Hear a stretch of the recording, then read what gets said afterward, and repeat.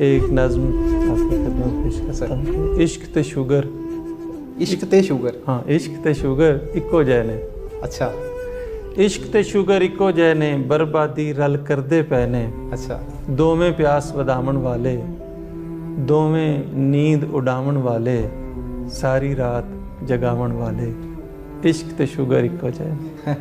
बिल्कुल सही। और मिठा खा खा हो जाती है, सही। शुगर होया तड़पांदी है। सही जी। इश्क हो जाता है SMS ते। अच्छा निक्की जई एक हाय और यस ते। इश्क ते शुगर इक्को जै ने, बर्बादी रल करदे पै ने।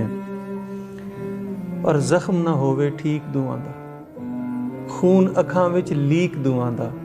आशिक मरदा खा के मोहरा, शुगर दे विच दिल दा दौरा। इश्क ते शुगर इक्को जै ने, बर्बादी रल करदे पै ने। और ठीक करन दा मैनू वल है। अच्छा मेरे कोल दुआं दा हल है। अच्छा जी। और शुगर टुरिया मुक जाती है, या फिर किधरे लुक जाती है। और इश्क खुदा दे नाल जे होवे, इश्क खुदा दे नाल जे होवे, राती बंदा उठ के रोवे। रूह दे कीते रज्जण हुंदा है, ऐसा इश्क ते सज्जण हुंदा है। क्या बात। ऐसा इश्क ते सज्जण हुंदा है। बिल्कुल सही सर।